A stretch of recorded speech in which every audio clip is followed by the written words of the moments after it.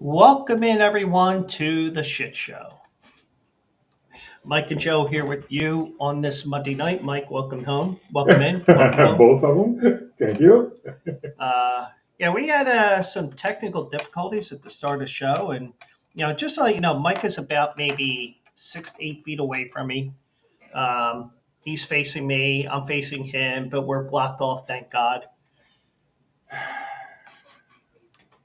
And I went to start the show, and doing everything, setting them up. We were setting up last minute because we're not used to having no lead into the show. So all of a sudden, I'm getting a bad echo. Now the thing is, I have multiple Spotify accounts. Could I have left that computer on mute and played it through my Google Home behind me? And I'm just listening in case I start, unless I triggered it or anything. Okay. I could have did that, right? Right. Did I? No. I was blasting it with that speaker that I was showing you before the show. So I think that's what it was, but for whatever reason, it must have been this computer because everything I did with that computer didn't do anything. Yeah. But I had to totally reboot this computer to get everything started tonight. Yeah. Sometimes we have to do that. Gotta love technology. Gotta. But we're here tonight and got a lot to talk about. We'll sneak some things in here as well that aren't on the planned list here tonight. Going to talk a lot of Yankees, and that makes me cringe Right. as a Phillies fan. Especially since Charlie Manuel's a fucking dope. I mean, I still blame him for 2009 and not winning four in a row. But they over the course of the weekend they changed their facial hair policy. They announced today that when they're going to play Frank Sinatra's New York, New York. Then we're going to get into football. It has been identified, but I will tell you who it is in a second. But the original article I saw, unidentified NFL team submits proposal to ban the Tush Push, the brotherly shove. What was the name? I should have taped, and I should have recorded this 2 weeks ago when he and Jalen Hurts and Saquon Barkley were on the. Oh, I know what it was. They were joking around. They called the play the Heine over the Liney. So, yeah, so we're going to get into that. Joel Embiid, is it time to shut him down? I'll tell you why. Not just because the Sixers are getting their asses handed to them tonight, but we'll get that. We'll get some more. And that last part there. I purposely told Mike, I am not telling you what happened. When you shouldn't announce a major event. The only thing I told him is that it's horse racing related. But it was, I'll give you a little bit of a hint here. I was in contact with not your friend, my friend, Jessica Paquette. Yeah. And I said a comment to her after she was done the races today, but we'll get into that here. But Okay. But I think that's a nice sorbet because we can joke around about different things and stuff like that. That's and true. All that. So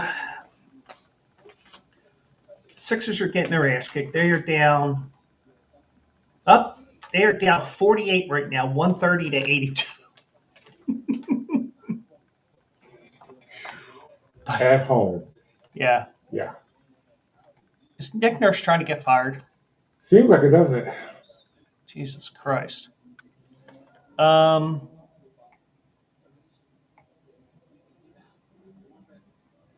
anyways, let's get to it here. And Mike, Yes. if you were a baseball player Yes. and you got signed by the evil empire, Yes. you would not have to shave your facial hair off anymore. Oh, that would be so nice. That is because the Yankees on Friday announced that they are changing their policy, which has been in place since 1976. Um, it was an infamous edict that's been in place for nearly 50 years. It was formally amended for the first time on Friday. Now, I did see something. I think it was on. Um, I think it was on Instagram, so I didn't share it or anything. Hmm. And you might have seen on Facebook because you're always looking at the shit that I post. Right. Because it's like, oh, what's Joe doing now to get his ass into trouble? Kind of like how a couple of days ago I tried to stir the drink and nothing happened. But there was I don't know if you just call it a meme or just a JPEG or whatever, but whatever it was a graphic of Lou Piniella going to a quote that he had for George Steinbrenner, the former owner who passed away about 2011. Back in 76, he said, Jesus Christ had long hair. Why can't I have long hair? Oh, wow. And George Stein, now, if this is true, Right. if it's true, Okay. because, make shit up as you go along, Right. you switch names, all that stuff. George Steinbrenner says in return, if you can walk across that lake, you can have your facial hair. Okay. I can see So, the logic. Okay.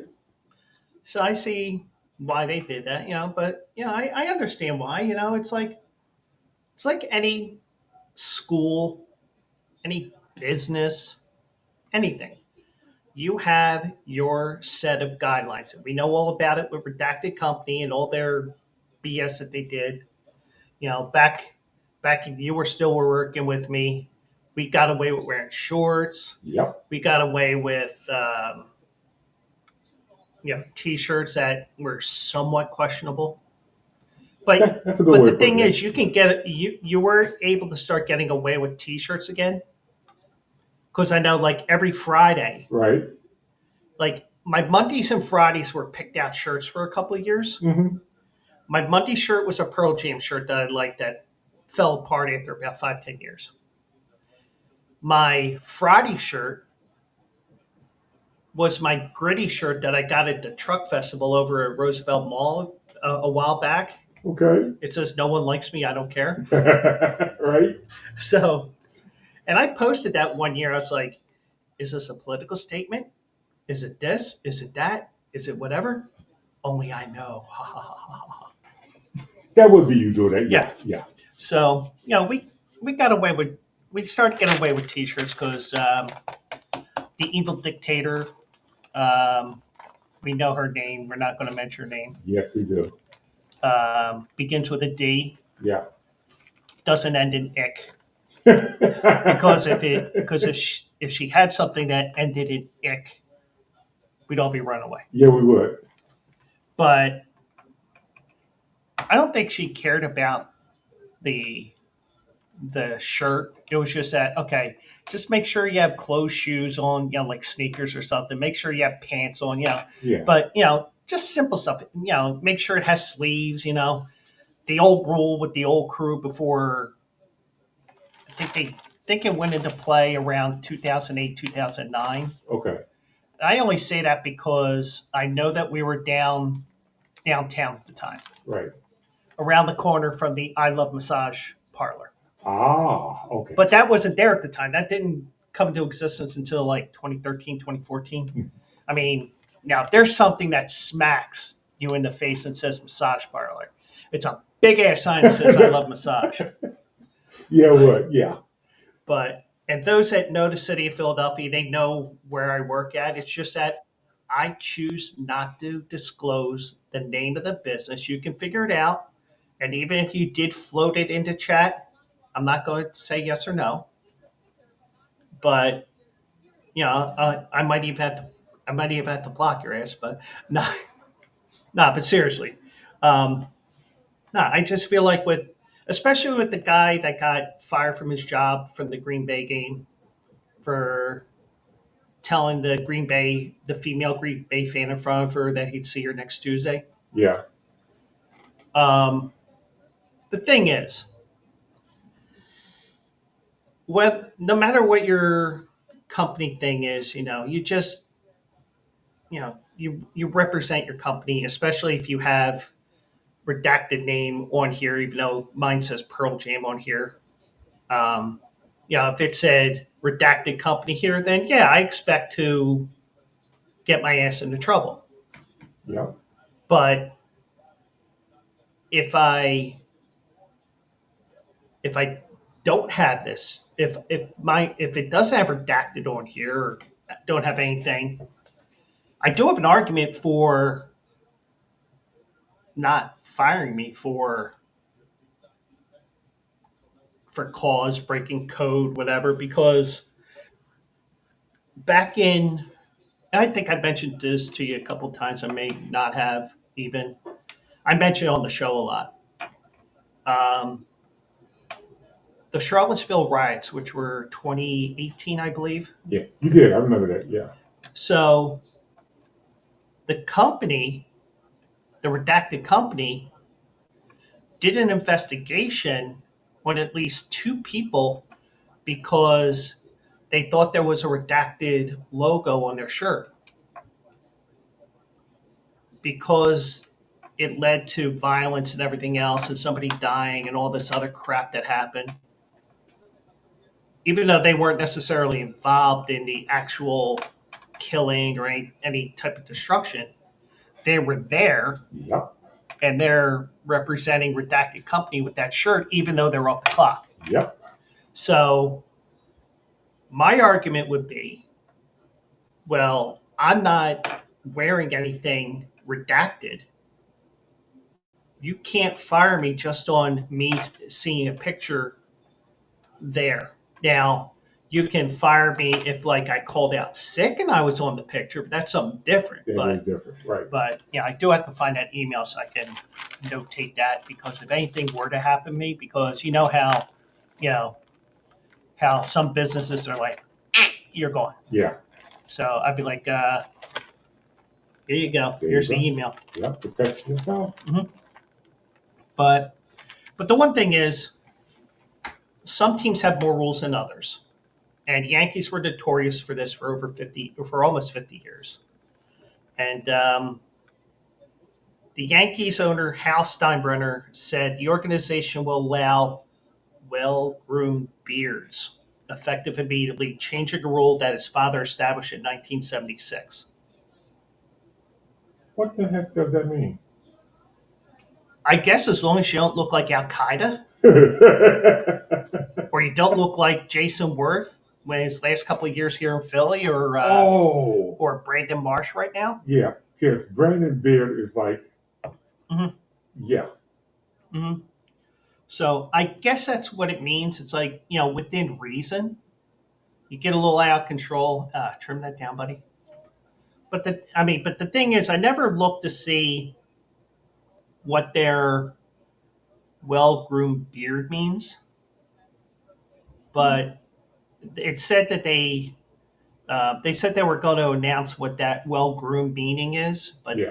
I didn't look for it, nor do I really care. It'll just be a little weird seeing, Garrett Cole with a little bit of a beard on. That would be different. Because he did have a beard on when he was with Pittsburgh. Yeah. But the modification did not address the organization's policy on hair length, which stipulates that the uniformed personnel are not allowed to grow hair below their collar. Wonder how they're going to get past that. Well, you still gotta have short hair. So you have a beard, but the beard has to be short. Yeah. Okay. So, Hal Steinbrenner told reporters on Friday that the mandate has been on his mind over the years. He emphasized the possibility of losing out on acquiring players because of facial hair restrictions as a significant reason to make a change that registers as seismic for the franchise. Oh, it is about time. Mhm. It's way past time. But, I'd like to see what well-groomed is to Brandon Marsh. I don't think we'll ever see that with Brandon. No. Yeah. I think we'll see Brandon Marsh bald before he trims that beard. Definitely. And that hairline is receding a little bit. Yeah. And for somebody whose hairline has receded big time over the years, I hope I'm allowed to call him out on that. You probably can. Yeah. If not, I'll tell him. Well, didn't Johnny Damon play for the Yankees? Yeah. He had all that hair when he played for Boston. Mm-hmm. He went to the Yankees. I didn't recognize him at first. Like, yeah. Johnny, is that you? Is this what you were saying? Who the fuck is that guy? Is what I was saying. So, yeah, that's exactly it's exactly what people say whenever somebody goes there and gets and has to shave. Yeah. Who the fuck is that guy? Because you don't recognize him. Matter of fact, that was a comment that I had toward Jessica Paquette today. But I did censor myself because I told her when I interviewed her, even though there's no proof of it because I fucked up on the audio and I still kicked myself about it. Right. I told her I censor myself with around women and children. It's just that sometimes you just let it fly. And it's like, oops, But and then she goes, "Can I curse on this show?" It's like, go right ahead. Okay. She goes a bit. She was saying about deal with bullshit from people. But that's another story for another day. But yeah, I told her that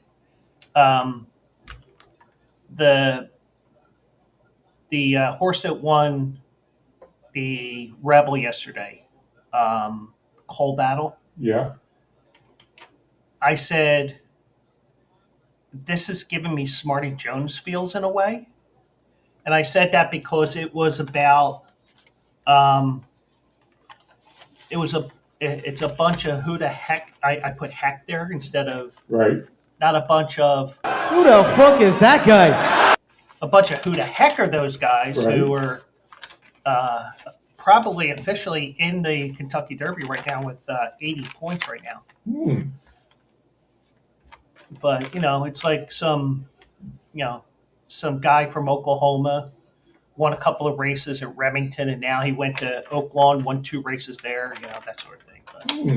But anyways, back to this story, as I am full of tangents tonight.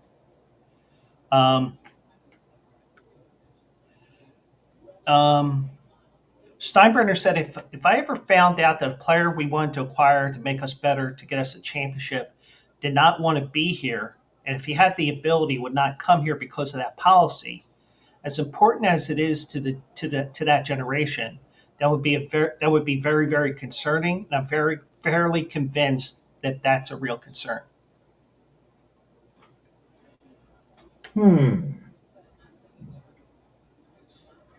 Okay. Mm-hmm.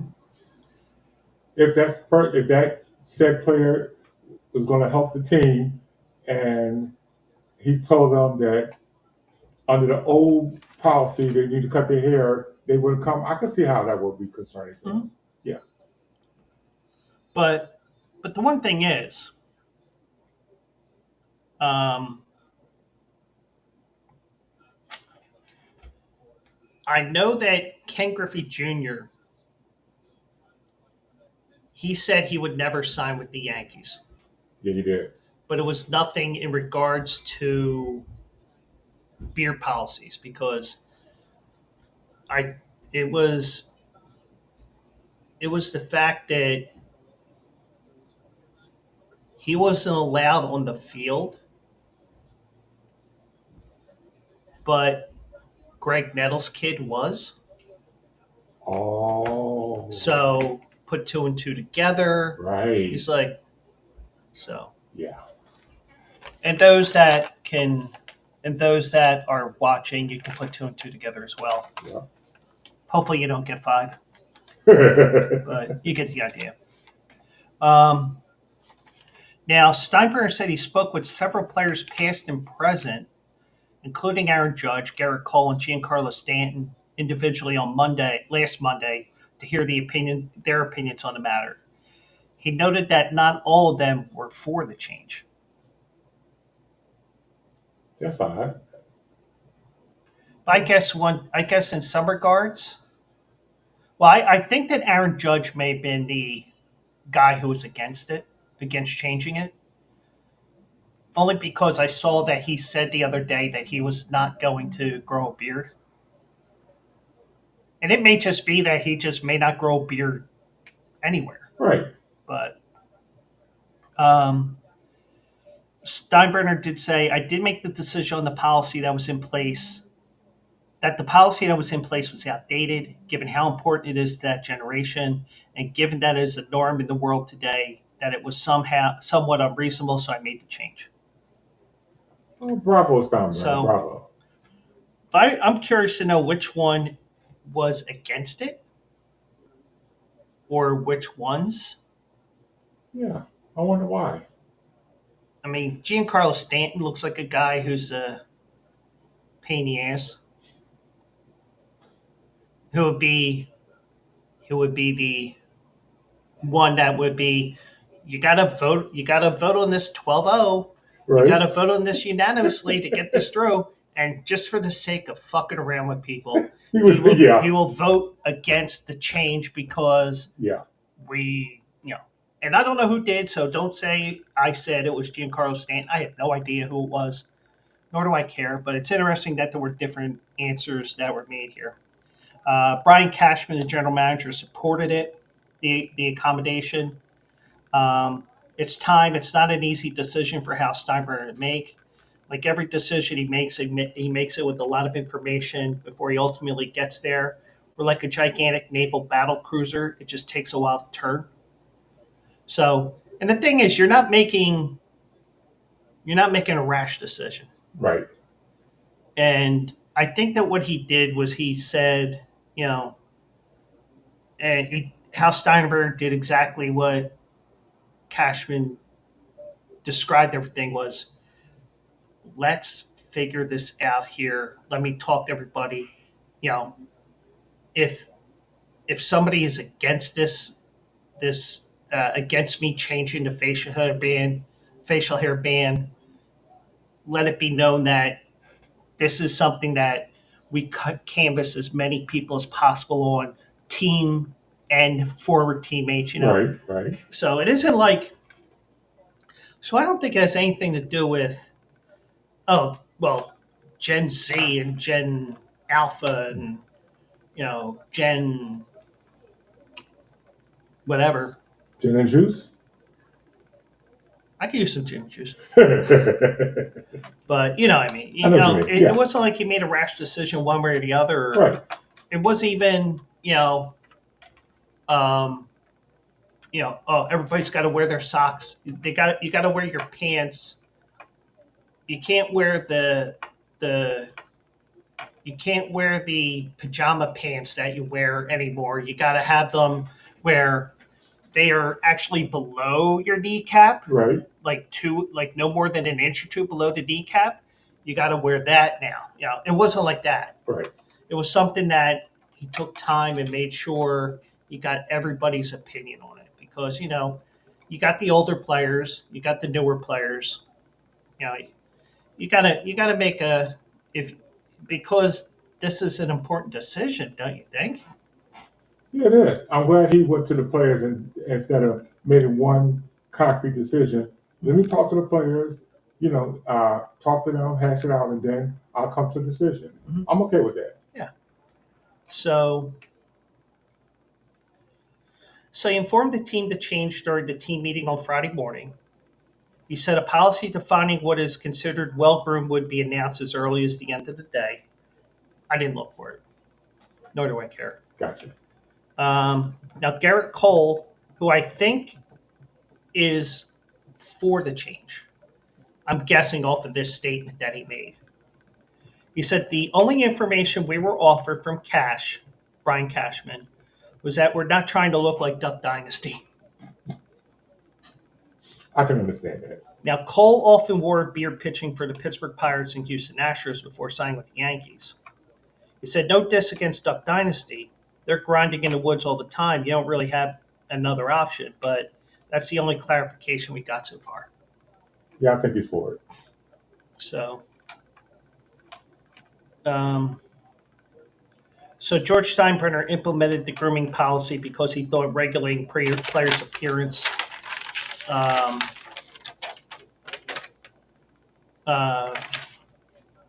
regulating players' appearance, training, physical. Wait a second, wrong page. It would instill discipline. That's what it is. We went a little too far. We had the pages right here. Okay.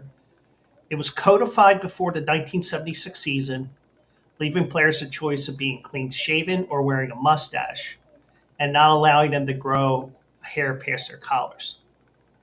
Hal Steinbrenner kept the codes in place after becoming the chairman and controlling owner of the franchise in November 2008. George died 3 years later. So, but I guess it's time. Yes. If you like the ability of if you feel like being clean shaven all the time, then do it. Right. If you don't feel like shaving for a couple of days, or the side piece likes you with hair, Right. but there were a few that pushed the limits of these rules. And most importantly, Don Mattingly. He was benched.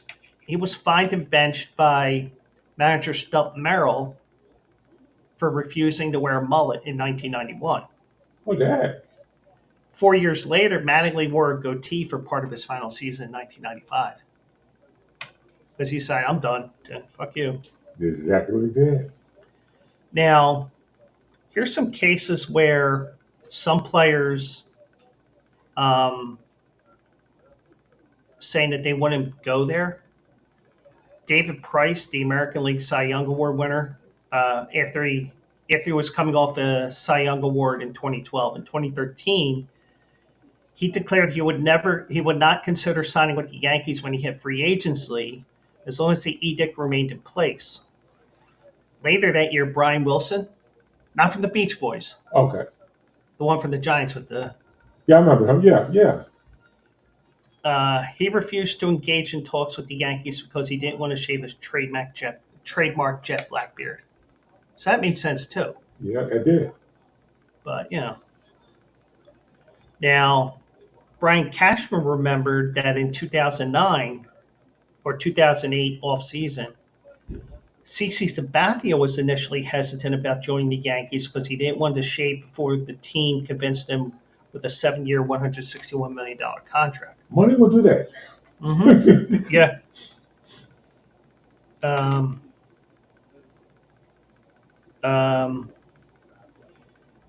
Cashman also noted there were instances where draft prospects communicated they'd rather not go to the Yankees because of the mandate. This offseason, he said a policy was an issue for a player the team pursued as a non-roster invitee for spring training. Interesting. Mm-hmm. Now, closer Devin Williams, who was acquired from the Brewers in December, reported to spring training despondent about having to shave his beard. He kept the beard when he reported to Steinbrenner Field for his spring training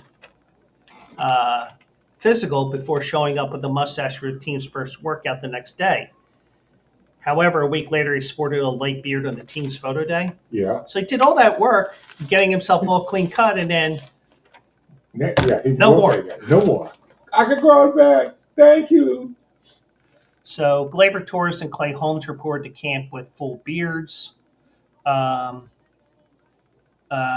even more reason that Garrett Cole was for this. I think it's appropriate, makes sense. It still embodies our look and our neatness, but allows some individual freedom for a few less razor burns. That's true. So, I mean, I guess it's time. Yeah. For them, and Cincinnati was the other one that had it, and they got rid of it a while back, probably after Mark Schott died, or was it? Did they still? I don't know. I don't know when that occurred, but it was probably 15 years ago when they got rid of theirs. Hmm. You know what? Since we have time, Because I don't remember Eric Davis having a beard. Um, Back in the 70s, yeah, Pena didn't have one.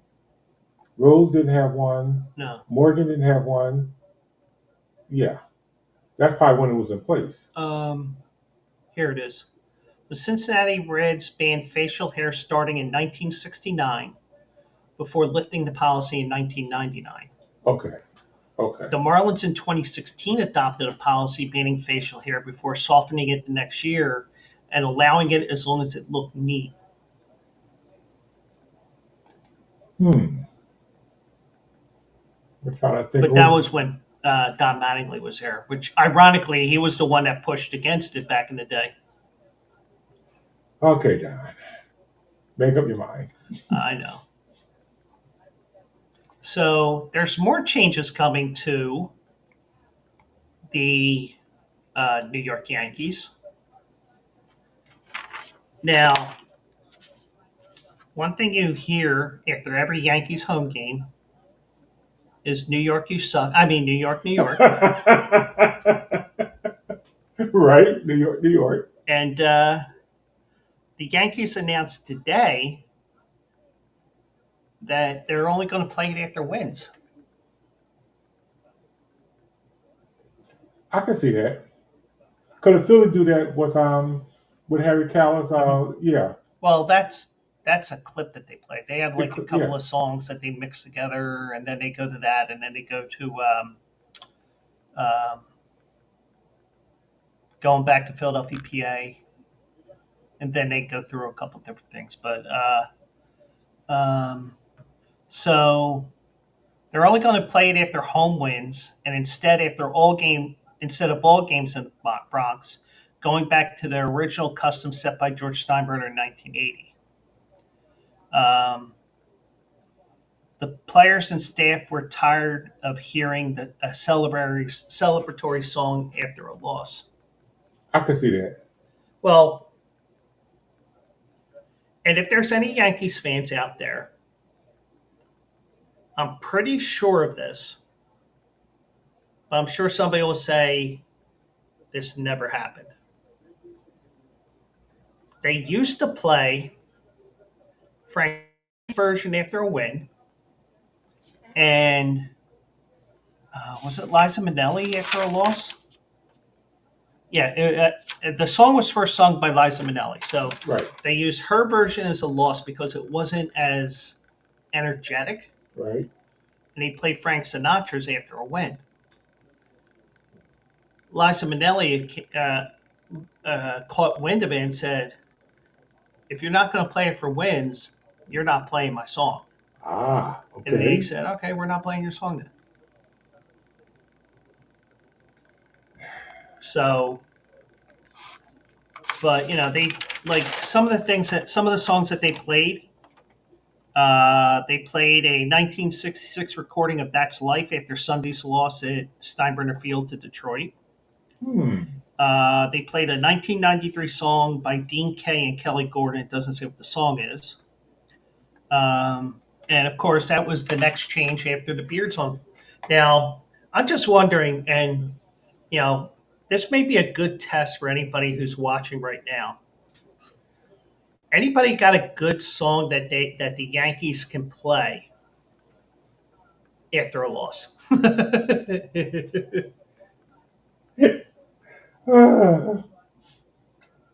Mama told me there'd be days like this. That's a good one. Yeah. You got bad luck. That's what you got. That's what you got. Yeah. Yeah. You can't play Three Blind Mice, even though there's No. 4 referees, No. 4 umpires. Hmm. There's a whole bunch of songs that people could mention there. And feel free to chime in with them. If I mean, I can't. I mean, off the top of my head, I can't think of anything that would be PG-13 Right. or appropriate for kids. I fought the law and the law won. That's a good one. I just heard that a couple days ago. Well, you could play CeeLo Green's "Forget You," Right. Right. but you can't play that other version That's true. because there's two versions of that song. Yes, it is. Yes.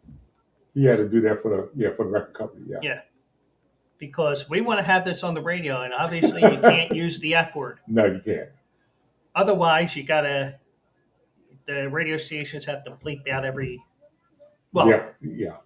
Well, with the way that they do music now, where everything's in MP3, you just edit the MP3. Like, for example, there was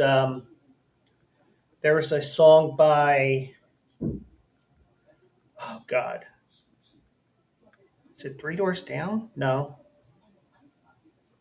Now I gotta look.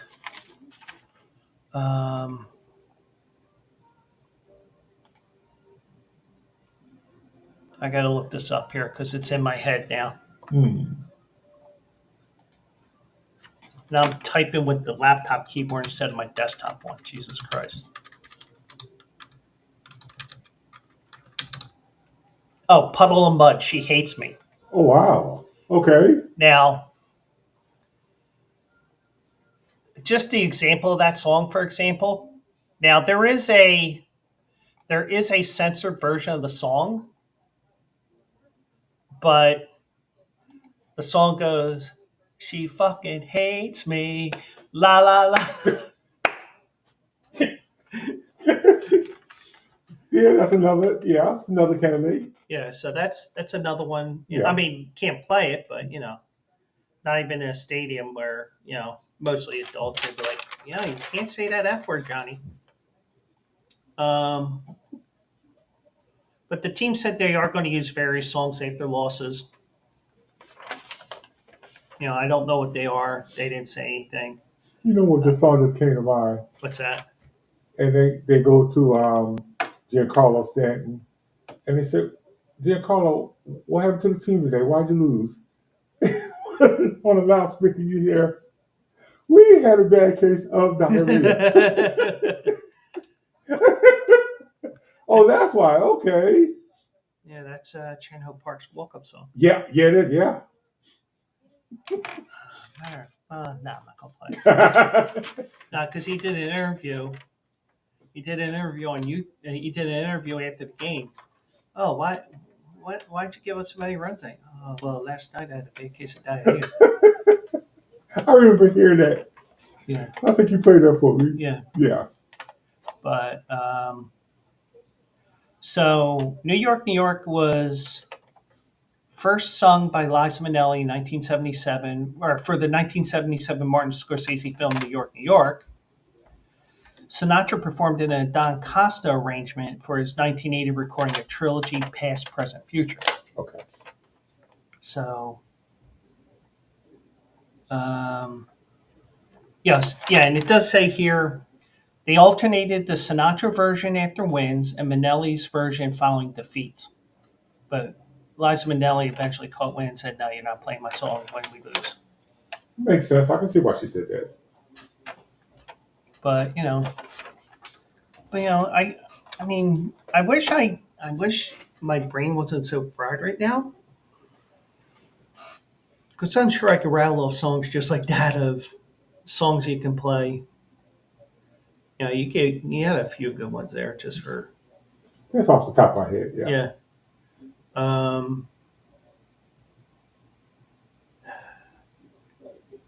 I can't think of anything else. I suck. Nothing appropriate anyway. Yeah, I know. Yeah. Now,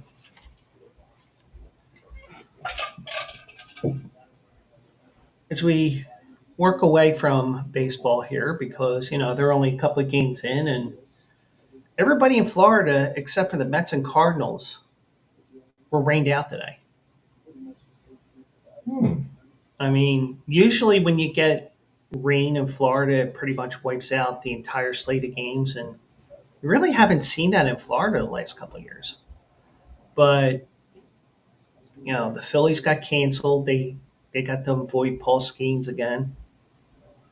Not even though you could probably light them up for 6 runs and then be like, yeah, we lit them up for 6 runs, and then the regular season comes in the Philly and throws a no hitter. Yeah. But because this time of the year you're just monkeying around with different pitches and trying different things and not actually pitching like you normally would once the regular season starts. This is the time where you experiment with different things, Right. But everything was canceled except for that one game for whatever reason. But anyway, so on the football here, there is one team. It was unidentified for a while. And I'm going to start it off as unidentified because I know who it was that put in this rule request, because this is the time of year where they have their meetings in Indianapolis because they're starting the scouting combines and stuff like that. That started today, right? Yeah. Well, yeah. So there is an NFL team that submitted a rule proposal to ban the hiney over the liney, or the tush push, or the brotherly shove. Now, Troy Vincent, he's the executive vice president of football operations. He told reporters that during the scouting combine today. Now, Vincent did not identify the team Right. that made the proposal when he made his comments during a break in the winter meetings between the NFL officials and the competition committee. He was talking to the Washington Post and the NFL Network.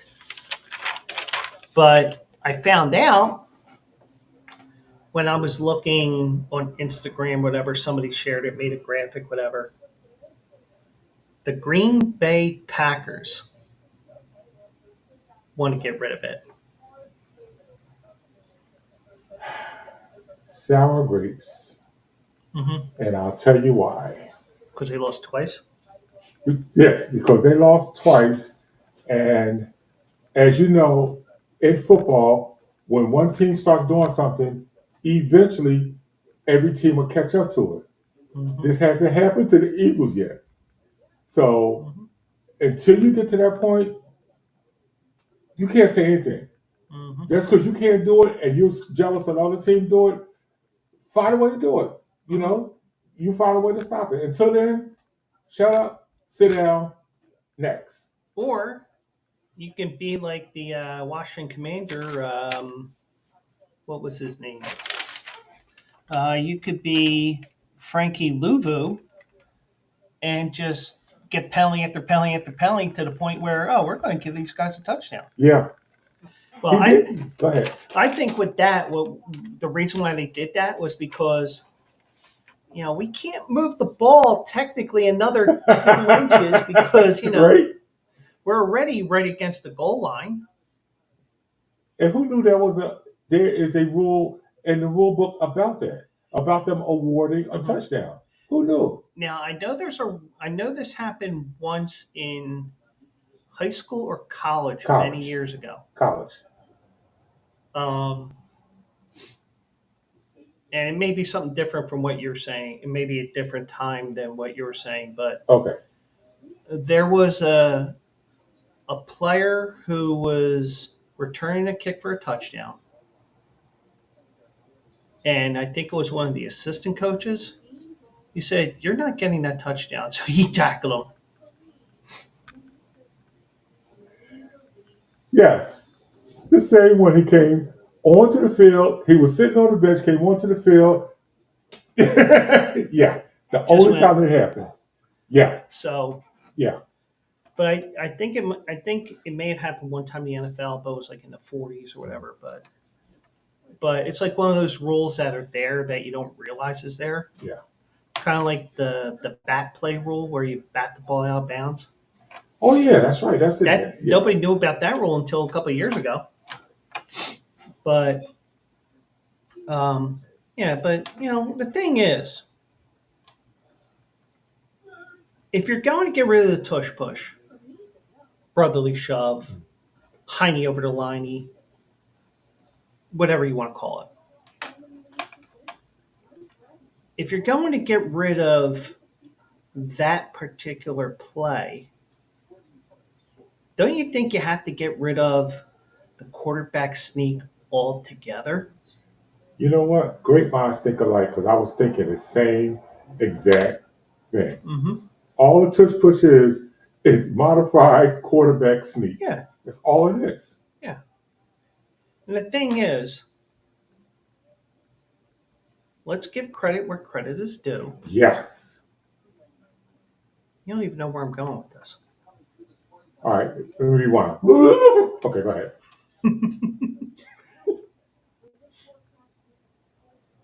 If it wasn't for Jeff Stoutland, see, you thought I was just going to say the offensive line. Yeah, I did.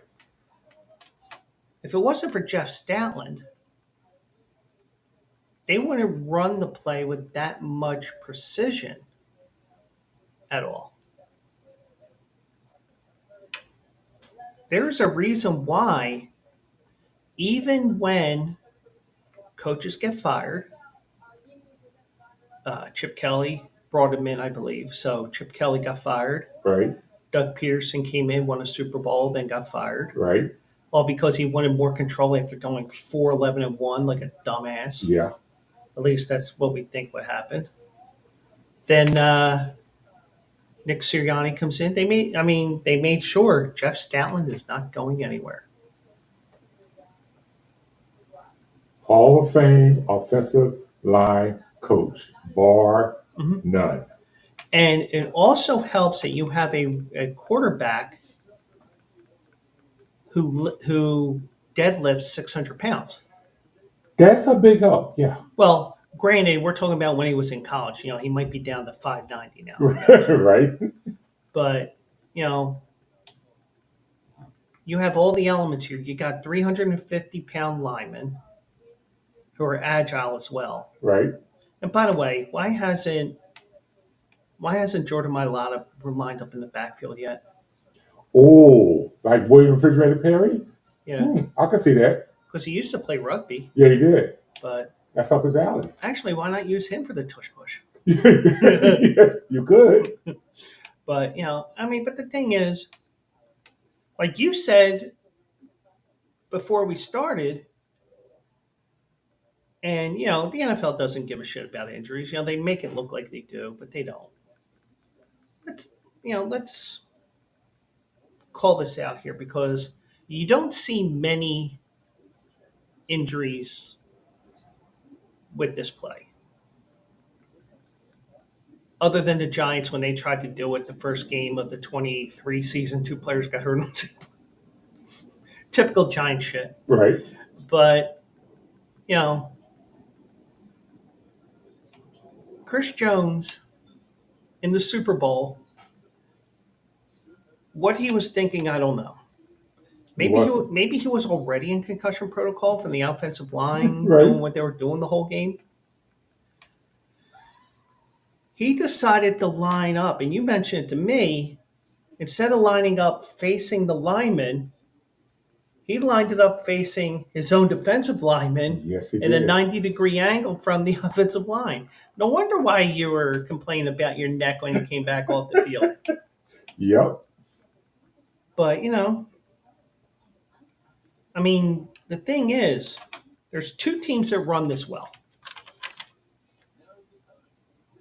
They've combined the rush 163 times with tush pushes. And that's where a team lines up with one or more players behind the quarterback to push him forward against the defensive line over the past 3 seasons. So it's 163 times. These 2 teams have scored a touchdown or achieved a first down on 87% of the attempts that use that play. The Eagles are one of those 2 teams. Who's the other team that was included in that stat? I'm thinking the Lions. Nope. Oh. It's not the Bucks. Wrong conference. Broncos? No, Who? but even though what's his face, his daughter's on FanDuel TV. The former New Orleans coach. Oh. Play a coach for Denver now. Yeah. Yeah, New Orleans? he used to coach New Orleans. Remember? Yeah. Won the Super Bowl for New Orleans. But that's the second team? No, it's not the second team. Um, um, Sean Payton, Sean Payton, yeah. because his daughter Megan's on FanDuel TV. But Okay. I don't really get to watch it during the week anymore because I'm working. But he said, with a snide remark, well, if they're going to allow me to run the tush push, and I'm going to run it every play, every game. Obviously, he's not going to do it, Bo Nix, but Right. he was saying that in jest. Right. And we have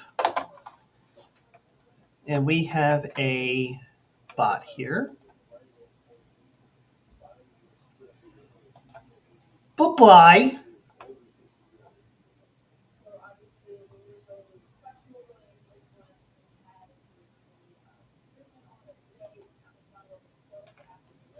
Oh, I know who it was. There had to be Buffalo. Yep. When you said that, I'm thinking, wait a minute. Josh Allen, yeah, it has to be Buffalo. Yeah.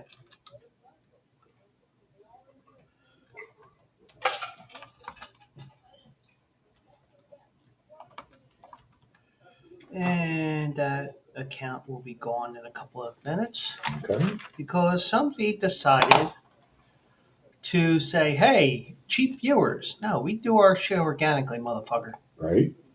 But you get the idea. So the Eagles and Bills have run it 163 times. I think the Eagles are probably like 120 of those. And 87%. The rest of the league, they've run it to 71% success rate, I believe. So, yeah, the rest of the league has been successful just 71% of the time. The Eagles and Bills combined have done it 87%. That's amazing. But some of the times that the Eagles didn't do it, Yeah. they tried it on third down. They got it like a yard. Right. And they said, fuck it, we'll do it again. Yeah, they did. But the thing is, you really haven't seen, well, you have seen some ingenuity with it. You saw like a halfback option play where it's like, okay, one step forward, it's like, oh. Right.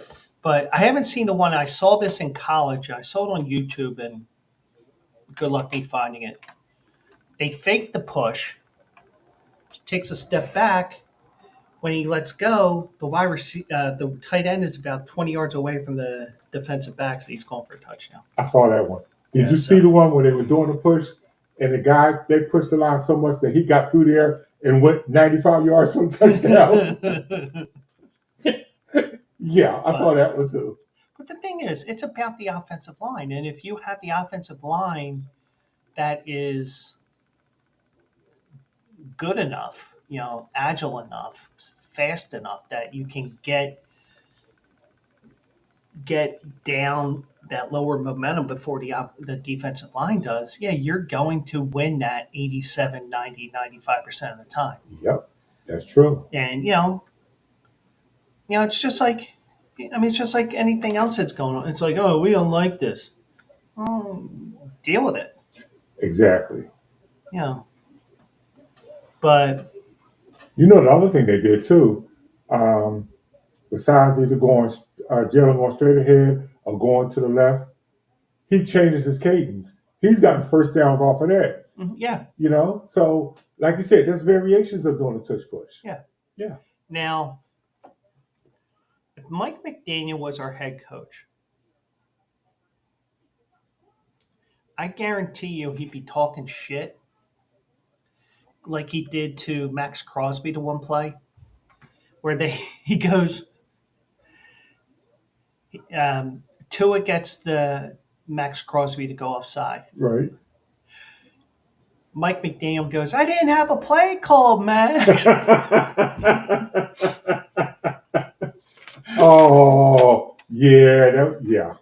But I'm just wondering how he is not in the drug policy in the NFL because let me tell you, the last season or two have really taken a toll on him because he looks like he had a 3-night bender with Charlie Sheen. He was horrible. He does, yeah. The hair's like all over And the it's, place. it's all over the place. I mean, it looks like my hair first thing in the morning. But that's only because, I don't feel like getting a cut even though it's about time.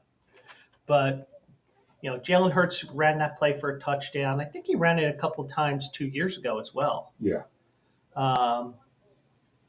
In the NFC Championship game, Frankie Louvu twice was flagged for offsides penalty, which led to Sean Hockley's announcement. And I think that was more because of the fact that where they were on the field. Yeah. Because they were inside the one. Right. And the thing is, when you say half the distance of the goal, and half the distance of the goal is about maybe that much, right. There's really nowhere you can move the ball. That's true. I mean, you almost want to take a 5-yard false start penalty so you can fuck around with them a little bit and then get them to go outside again. Right. But I just, and that was a rule that we didn't realize was in the book, but, it actually is in the book. And, Sean Hockley, because, his father, the gun show, Add to the H. yeah, he would have his shirt rolled up just to show you. Right. My shirt's not rolled up. It's because I have guns.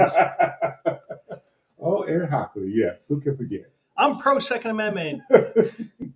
I'm pro Second Amendment. Exactly. I have the right to bear arms. BARE arms.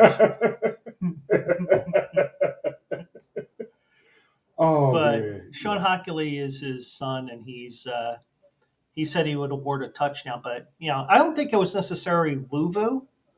It was anybody. Yeah.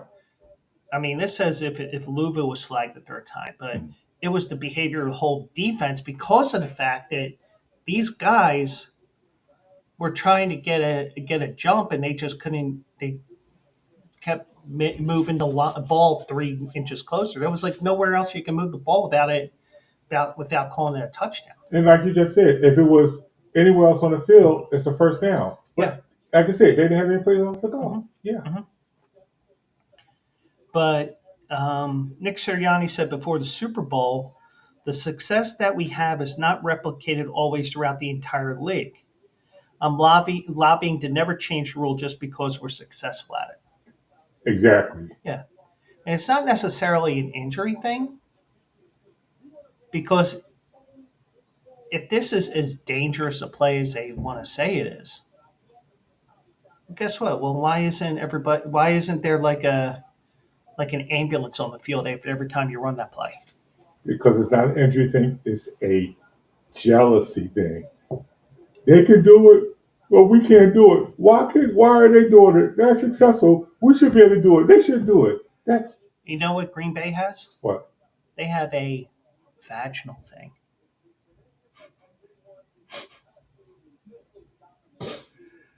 Or should I say a gelding thing because they got castrated twice by the Eagles. Yes, they did. Mm-hmm. Yes, they did. Mm-hmm. And if I remember correctly, when Chip Kelly was the coach, and he was doing that hurry up offense, if I'm not mistaken, by the 8th or 9th game, the teams figured out what to do with the Eagles, and they had to stop doing it. Well, they still did it, but it wasn't as successful. Yeah, I mean, the thing is, the offense had to get used to everything. So the first season with Chip Kelly, the first part of the season, they were giving him 55 points a game. Right. Then in the second half of the year, they got used to the offense. Nick Foles was in control, even though he wasn't running the ball that much because he's slow as fuck. He's slower than me. Right. But, yeah, I mean, it's also slower when you got a massive dick, especially a white guy like him. But, you know, the thing is, you you do what you can with what you got, and it was, you know, the RPOs that Chip Kelly had, where, okay, well, we have to do this here, so it was more about the running backs instead of the extra threat of a running quarterback, which Chip Kelly never really had here. No, he I didn't. mean, I think he had it for part of the first year with Michael Vick, but really didn't really do anything with it. But I mean, then he brought in cross-eyed guy, Sam Bradford. Right. He Oh didn't. yeah, we did have Bradford. Yeah, 2 years. I Yeah. think he didn't do anything, No, he didn't. but he was just as slow, if not slower, than in more ways than one. Because he also had the cross-eye. Yeah. But You can't stop it. It's successful. You shouldn't penalize the team for being successful. Mhm. Yeah. That's all it is. Now, if players were getting hurt every single time they run the play, then you could do something. Exactly. What you said, like you said, they're not. Now, Troy Vincent said the hip drop and tush push were in the same conversation 3 years ago. A year ago, we felt like let's just focus in on the hip drop tackle and the tush push, just say, hey, Philadelphia Eagles, they just do it better than everybody else. But there are some concerns. Our Health and Safety Committee has laid that out today with a brief conversation on the injury report. There's some challenges, some concerns they'll share with the broader group tomorrow, but the tush push will become a topic of discussion come March. It's a quarterback sneak modified. Like you said, if you're gonna ban that, then like I said, all quarterback sneak. So you're gonna have to, and you know what's going to happen after they ban the quarterback sneak? What's that? They're going to ban the Eagles from running the ball because we run the ball so well. Yeah, it's ridiculous. Mm-hmm. It's ridiculous. But it is ridiculous, and I just think that it's just a bad. Yeah, it's just a bunch of sour grapes, especially from Green Bay, because they got beat twice. Yep. Now, granted, I don't think they really had too many tush pushes in the second game because it was a two-score game most of the way. Even though Tampa Bay did, not Tampa Bay, Green Bay did tease us thinking that they had a shot in the game, which they didn't, and we got the Super Bowl. They got the draft. But I'll take the Super Bowl. Yeah. Yeah. So now, one guy who may push for the tush push to be banned just because he's always injured, even though he doesn't play football, is Joel Embiid.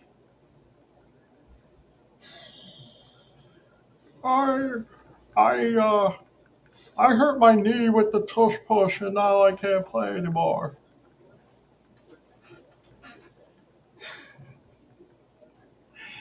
But yeah. So apparently Embiid had an MRI today. They ruled him out of Monday's game following the MRI on his troublesome left knee. Nick Nurse said the superstar center will continue to be looked at on Tuesday as both sides determine what the next steps will be. Shut him down. That's what you got to do. I mean, is it because they're afraid to shut him down because maybe he goes to the media and bitches about something, or he's done it before? Is he going to go after somebody else on the Philadelphia Inquirer? And here's the sad thing about it: when he's healthy and on and playing, he's one of the most unstoppable players in the league when he plays. Mm-hmm. But he hasn't played. The Sixers have lost 8 games in a row. Is that what it's up to now? That's what it's up to, including tonight. Tyrese Maxey did play. Paul George did play. Andre Drummond did play. Oh, he did play? Okay. They had the French guy, Yabusele, or however you pronounce it. He played. He didn't do much. Matter of fact, he had as many points as the guy who went to Detroit in the offseason. Oh, Tobias? Yeah, as many points as Tobias had in that final game of the playoffs last year. 0? 0. Ouch. But when you look at some of these names that are down here right now with all the injuries and everything else, Yeah. I mean, it is one big. Who the fuck is that guy? I mean, my God, some of the names that are on here. It's like, wait, ain't that guy dead? Well, take him off the list then. Oh. Like, for example, the names that played in this game: Quentin Grimes, he started. David Roddy, Adam Bona. I skipped over Andre Drummond because we know who he is. Right. Jared Butler, Jeff Dalton Jr., Who the fuck is that guy? Right. Lonnie Walker IV, Who the fuck is that guy? and Ricky Council IV. Who the fuck is that guy? Oh, he's played though. He's a rookie, right? I I think Council's a rookie. Yeah, it's his first season. But still, Who the fuck is that guy? Right. but you get the idea. I got you. So Nurse did say he did have some testing earlier today, which ruled him out for tonight's game. There's still further testing tonight, even yet today, and continuing tomorrow that we're on. They're not ready to say that his season's over yet. But the thing is, the reason why they're not saying that right now, Yeah.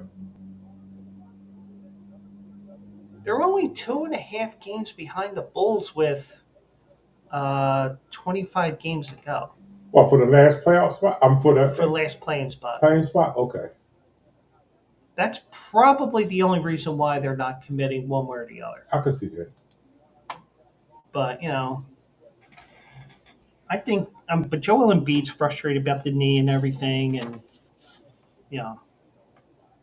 I'm thinking maybe he was misdiagnosed in January last year I was thinking about that too. because, that looked, I mean, it was an accident, but, that's one of those injuries that even the most,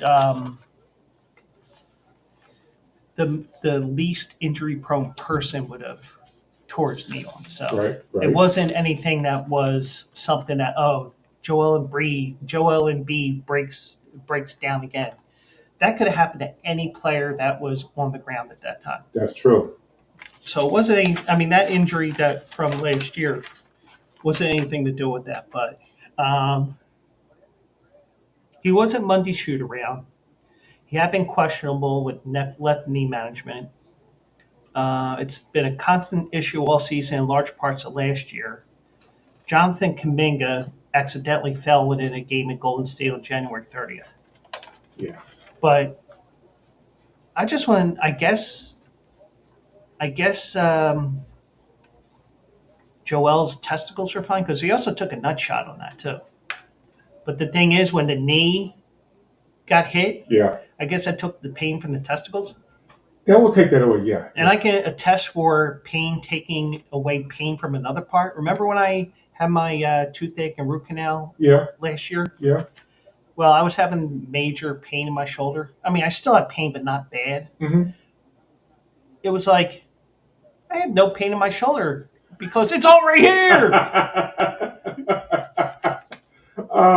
Your body do that. Yeah.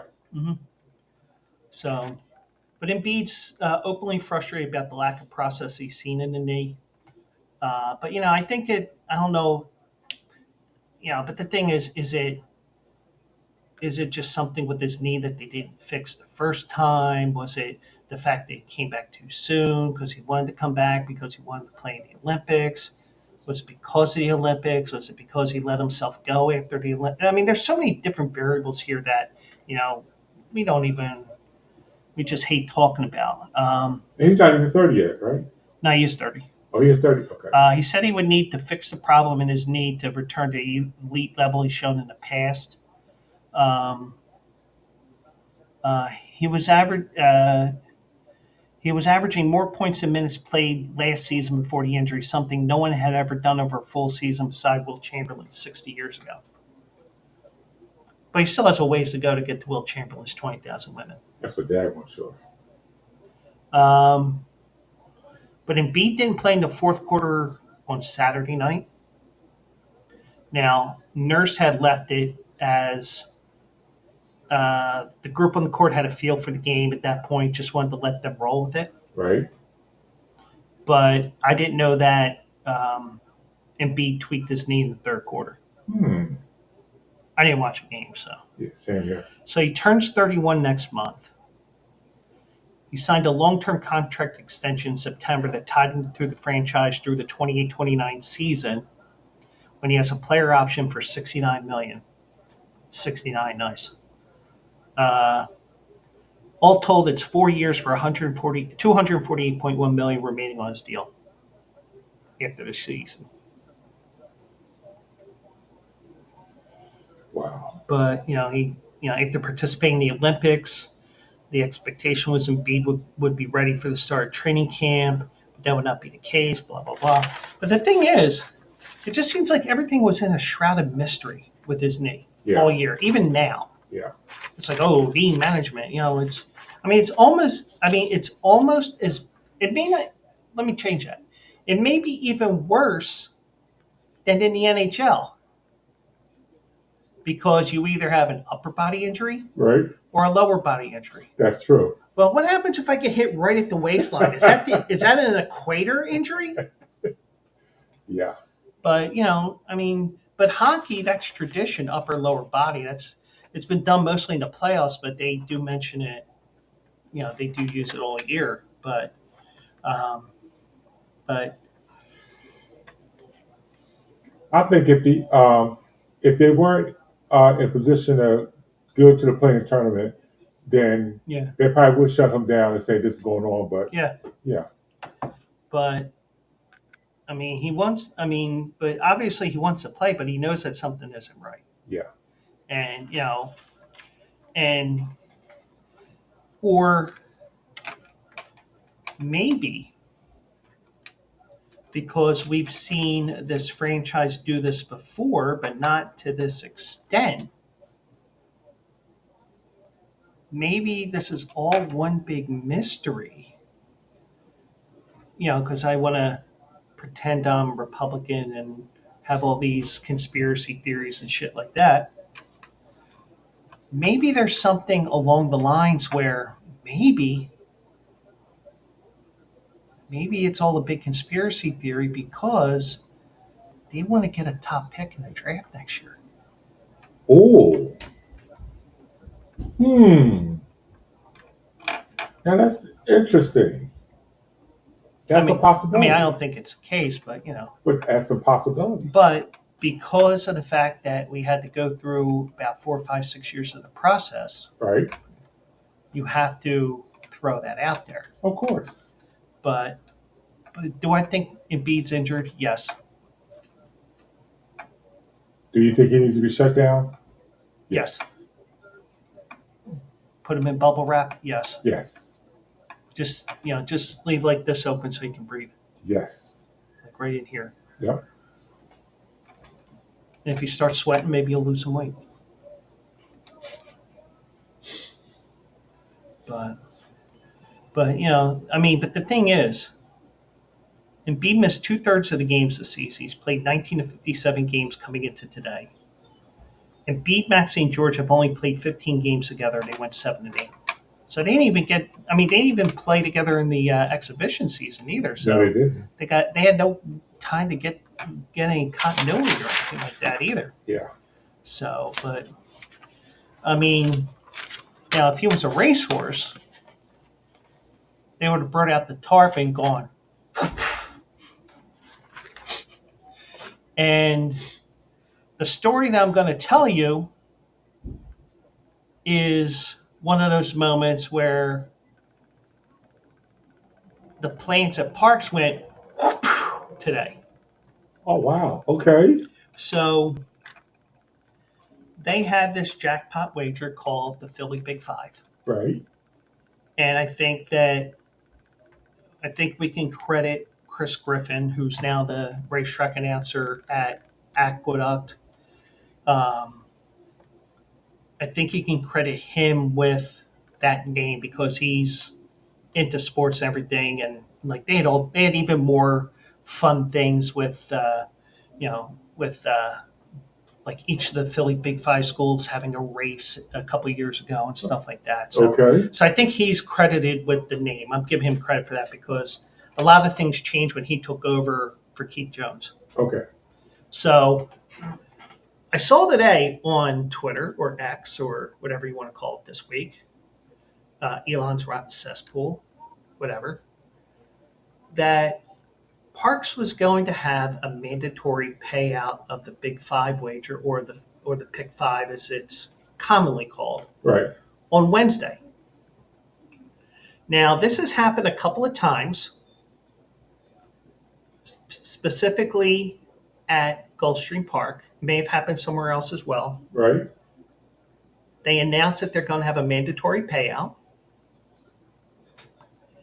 And twice this happened at Gulfstream, and once a guy did this and won $6 or $7 million. You plan for a mandatory payout, Yeah. and the day before somebody pots it. What? At Parks today, Yeah. now the way that they do the Philly Big Five, I do not like. Okay. Now, most people do not like these jackpot wagers because it creates extra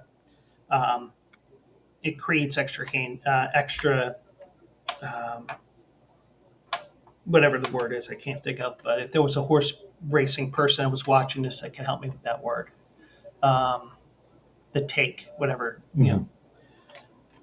the track takes certain percentage of money from your win wagers, and Right. that thing. So they announced today that they were going to have it on Wednesday. Now, Parks, the last couple of times that they had a mandatory, that wasn't on the last calendar day of the year. They did not announce it till the day before. They made sure that the Monday and Tuesday cards made sure they got to Wednesday, even though you could look at the program and say, oh, well, there's no Big Five here for race one, so they got to have a mandatory. Right. So they announced it today. I saw Jessica posted, and then Parks or Parks first, and then Jessica, because they were like back to back on my timeline. Okay. Don't you know the curse of Gulfstream struck Parks today? What? Somebody hit that Pick Five today for almost $250,000. Oh. Whoa. Now, I didn't see the last race. Right. And I didn't see anything because I went joking around to Jessica on Twitter today. And the thing is, I joke around a little bit because, Bleacher Brothers, we're trying to build a rapport with her and everything. And Right. I said today,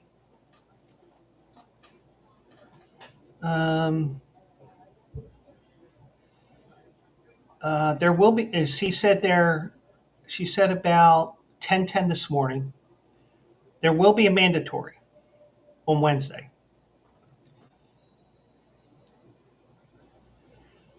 And I replied to her because I was like, oh yeah, I want to see what that carryover is because I'm planning out the rest of my week because tomorrow's race is going to be Parks like it always is this time of the year from the Daily Racing Form.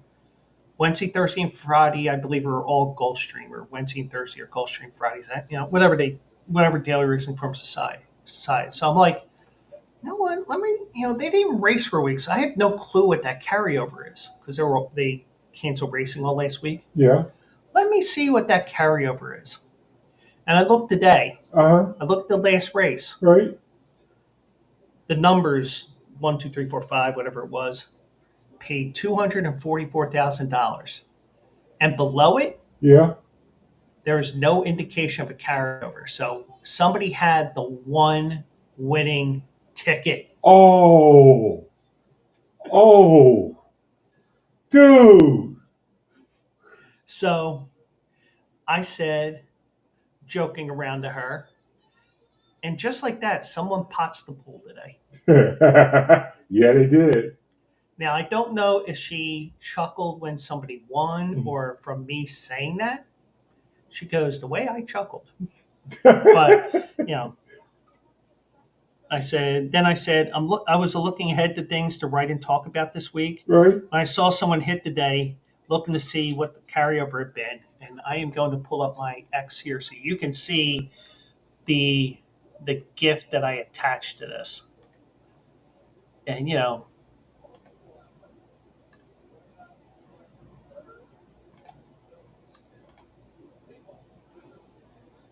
right, so let me do this first. All right, so let me share my screen here. I keep forgetting it. I should learn to have shows where I don't share anything, so I don't have to fix this. But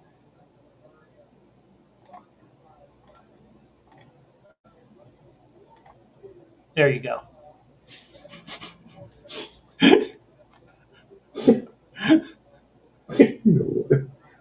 I mean, seriously, it's like Wow.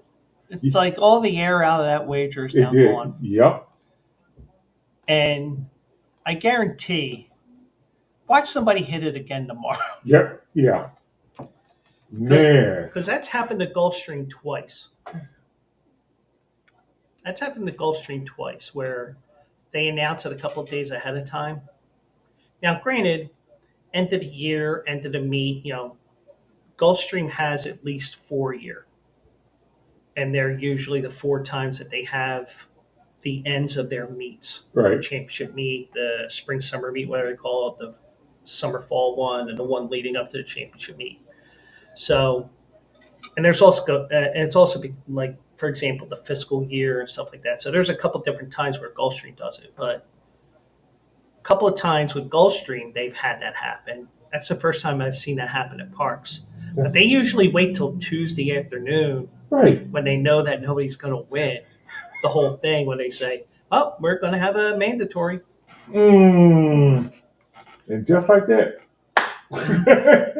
So yeah. I don't know if that chuckled comment was to me when she read it, or she was joking around with, she may have done something on the air with the hot mic. Maybe.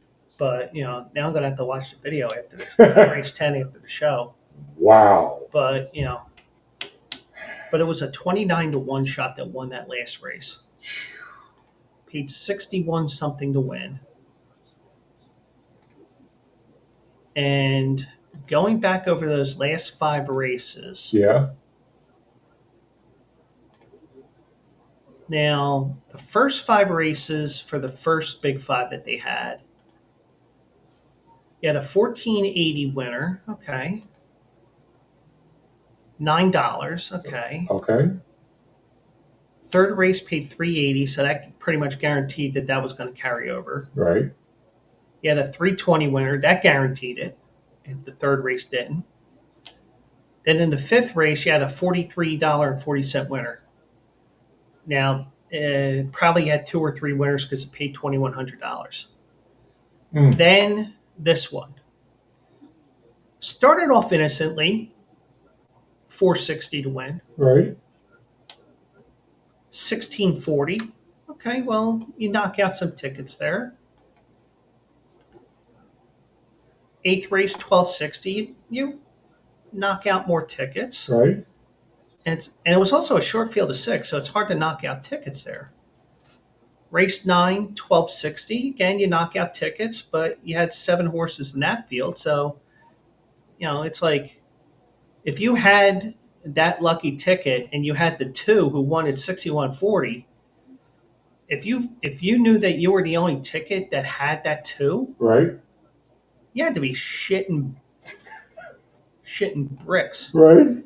But you did have a field of 11 in that last race, so that kind of helped because, more options. Mm-hmm. But somehow it paid $242,055. So that is so nice. So to Parks, who announced their event, announced their pick 5, mandatory a day too early. Yep. Yep, you're And right. I think because they announced it, they have to go through with that mandatory on Wednesday. Really? Because that's what Gulfstream did a couple of times. It's like, oh well, we fucked up, somebody hit it, so guess what? We gotta honor the promotion. But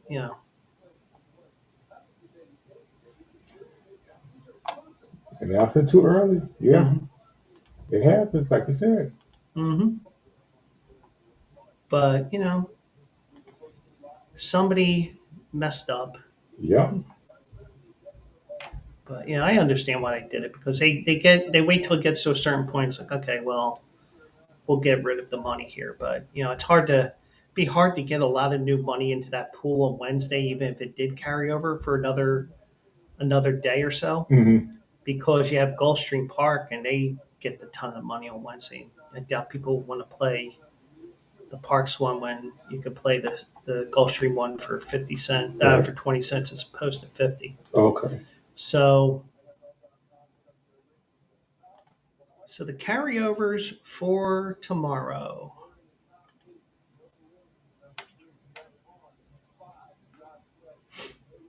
Well, actually, Gulfstream has a carryover of $221,000 on Wednesday for their pick six.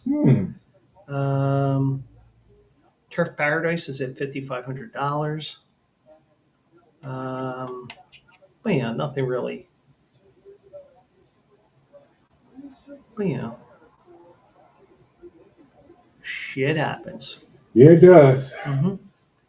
So let me just check one last thing. Anything new that's worth mentioning here?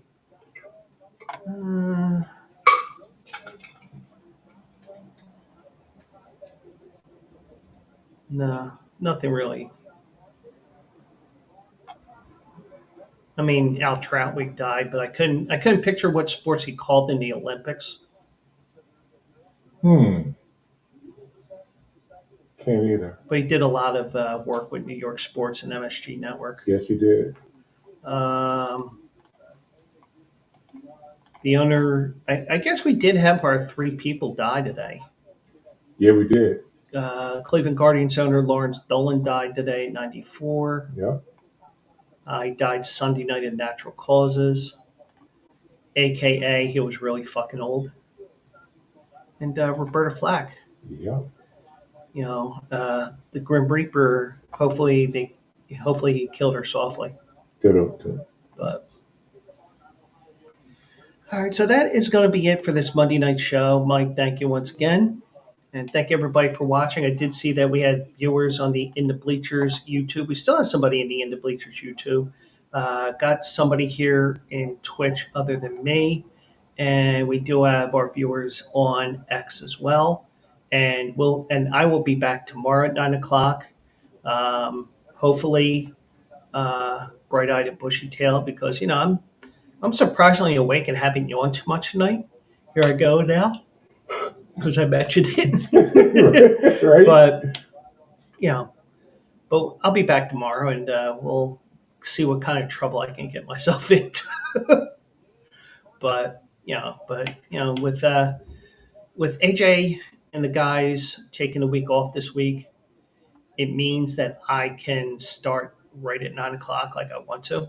I mean, I could still start at 9. I just couldn't do a couple of places I want to go to, but I will be expanding that soon because around April 1st, my Joe Quills Show page on Facebook, I will be streaming on there too. Cool. So spread the word on the Joe Quills Show page as well. I'll have Joe spread on Facebook. Joe spread on Facebook. Joe spread on Facebook. Joe spread on Facebook. Like that? I guess. Okay. All right, so that's going to be it now. Mike, thanks once again. And thanks for everybody for watching. I'll be back tomorrow at 9 o'clock, and we'll have some more fun and see if I can get myself in any trouble. So have a great night, everybody, and I will see you in the winner's circle. Good night, everybody.